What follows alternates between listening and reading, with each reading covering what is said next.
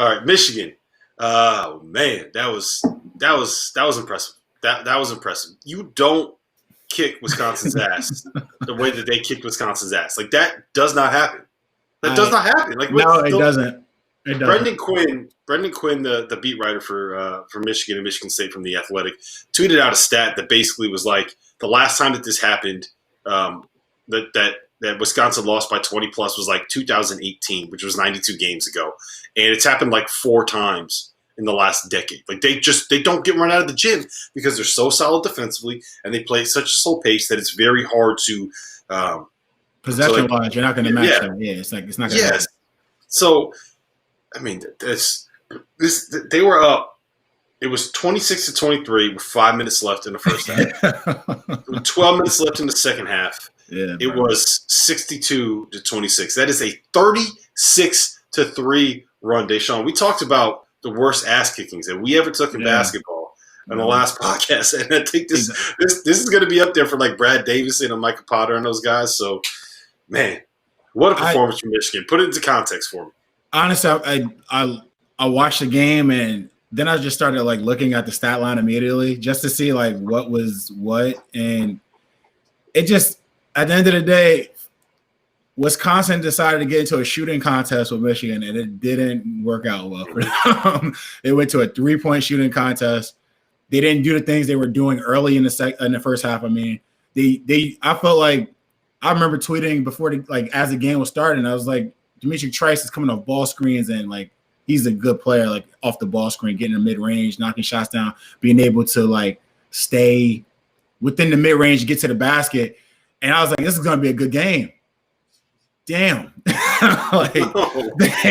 It was not the case. And, I mean, Wagner and just the gang, they did what they wanted to. I was super impressed with Liver today. Like, he stepped up early, and it kind of got them out of the way as a group.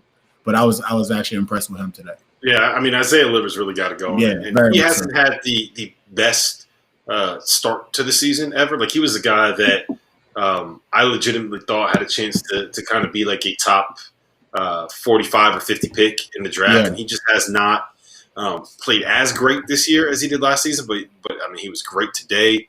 Hunter Dickinson did not even play all that well. He finished with 12-6, 3 blocks and a steal, but like he wasn't dominant. Like you wouldn't have thought that he was the best player on the floor. So I think it just kind of speaks a little bit to the balance that they have. And while we're here, we also got to give a shout out to Mike Smith, man, the Columbia transfer. It was impressive. It was impressive, man. The question that we had about this team in the preseason, and the reason why I was a little bit hesitant to dub them like a top 4 or 5 team in the country, was that we hadn't seen their guards get tested yet, right? We hadn't seen their backcourt get tested yet. And I mean, I don't know if Dimitri Trice and Brad Davidson are necessarily the best backcourt in the country, but if you're going to put up 16-6 on them in a game where you're up by 40, literally 40 points in the second half, like I cannot question you anymore.